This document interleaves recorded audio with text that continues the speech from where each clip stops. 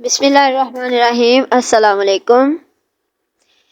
سرکار دو عالم صلی اللہ علیہ وسلم نے فتح مکہ کے بعد اسلام کی حیثیت سے حرم الہی میں سب سے پہلا دربار عام منعقد فرمایا، جس میں افواج اسلام کے علاوہ ہزاروں کفار و مشرکین کے خواص و عوام کا ایک زبردست ازدحام تھا۔ اس شہنشاہی خطبے میں آپ نے صرف اہل مکہ ہی سے نہیں بلکہ تمام اقوام عالم سے خطاب عام فرماتے ہوئے یہ ارشاد فرمایا کہ خدا کے سوا کوئی معبود نہیں، اس کا کوئی شریک نہیں۔ اس نے اپنا وعدہ سچ کر دکھایا، اس نے اپنے بندے حضور کی مدد کی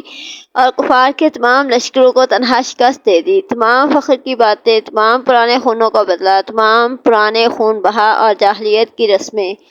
سب میرے پیروں کے نیچے ہیں، صرف کعبہ کی تولیت اور حجاج کو پانی پلانا، یہ دو اعزاز اس سے مستثنیٰ ہیں۔ اے قوم قریش، اب جاہلیت کا غرور اور خاندانوں کا افتخار خدا نے مٹا دیا۔ تمام لوگ حضرت آدم علیہ السلام کی نسل سے ہیں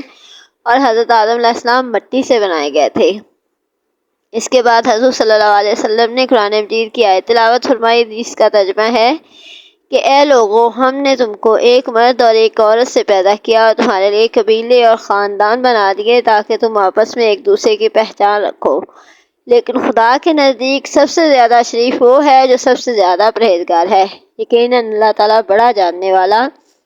اور خبر رکھنے والا ہے۔ بے شک اللہ نے شراب کی خرید و فروخت کو حرام فرما دیا ہے۔ اس کے بعد شہنشاہ اسلام نے اس ہزاروں کے مجمع میں ایک گہری نگاہ ڈالی تو دیکھا کہ سر جھکائے، نگاہیں نیچی کیے ہوئے، لرزاں و ترساں اشراف قریش کھڑے ہوئے ہیں۔ ان ظالموں اور جفاکاروں میں وہ لوگ بھی تھے جنہوں نے آپ کے راستوں میں کانٹے بچھائے تھے، وہ لوگ بھی تھے جو بارہا آپ پر پتھروں کی بارش کر چکے تھے، وہ خونخوار بھی تھے جنہوں نے بار بار آپ پر قاتلانہ حملے کیے تھے، وہ بے رحم و بے درد بھی تھے جنہوں نے آپ کے دندان مبارک کو شہید اور آپ کے چہرہ انور کو لہو لہان کر ڈالا تھا، وہ اوباش بھی تھے جو برس ہا برس تک اپنی بہتان تراشیوں اور شرمناک گالیوں سے آپ کے قلب مبارک کو زخمی کر چکے تھے،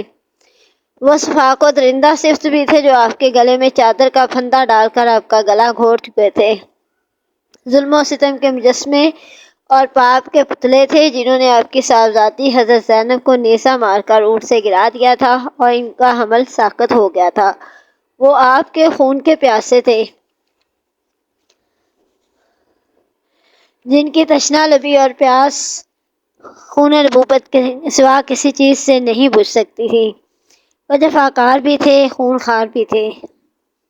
حضور صلی اللہ علیہ وسلم کے پیارے چچا حضرت حمزہ کے قاتل اور ان کی ناک کان کاٹنے والے، ان کی آنکھیں پھوڑنے والا، ان کے جگر چبانے والے بھی اس مجمع میں موجود تھے،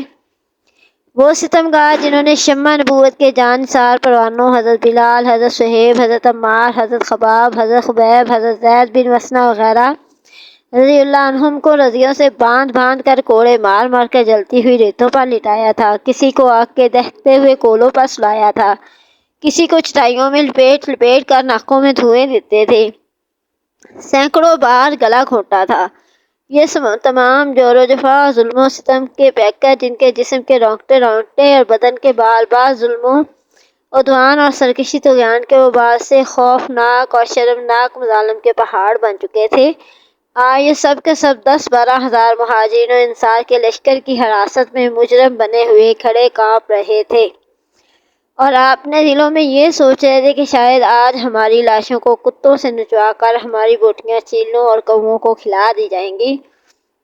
اور انصار و مہاجرین کی غضبناک فوجیں ہمارے بچے بچے کو خاک و خون میں ملا کر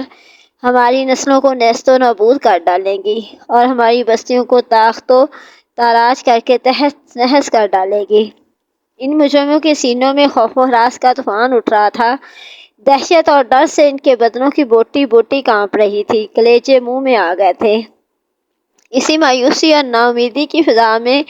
ایک دم شہنشاہ رسالت کی نگاہ رحمت ان پاپیوں کی طرف متوجہ ہوئی اور ان مجرموں سے آپ نے پوچھا، بولو، تم کو کچھ معلوم ہے کہ آج میں تم سے کیا معاملہ کرنے والا ہوں؟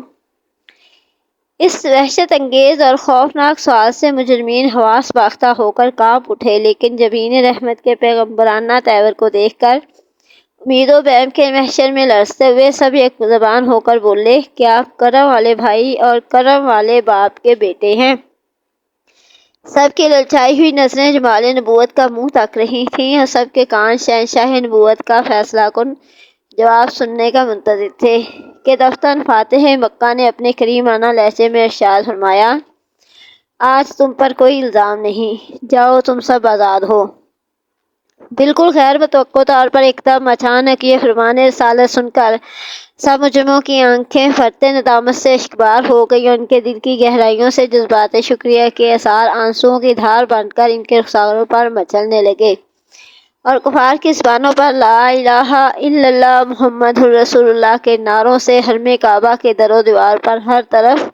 انوار کی بارش ہونے لگی۔ ناگہاں بالکل ہی اچانک اور دفتر ایک عجیب انقلاب برپا ہو گیا کہ سما ہی بدل گیا، فضا ہی پلٹ گئی۔ کفار نے مہاجرین کی جائیدادوں، دکانوں، مکانوں پر غاصبانہ قبضہ جما لیا تھا۔ وقت تھا کہ مہاجرین کو ان کے حقوق دلائے جاتے اور ان سب جائیدادوں، مکانوں، دکانوں، سامانوں کو مکہ کے غاصبوں کے قبضوں سے واگزار کرا کے مہاجرین کے سپرد کر دیا جاتا۔ لیکن شہنشاہ رسالت نے مہاجرین کو حکم دے دیا کہ وہ اپنی کل جائیدادیں خوشی خوشی مکہ والوں کو ہبہ کر دے۔ اللہ اکبر! اقوام عالم کی تاریخی داستانوں، بتاؤ کیا دنیا کے کسی فاتح کی کتاب زندگی میں کوئی ایسا حسین و زرعی ورق ہے؟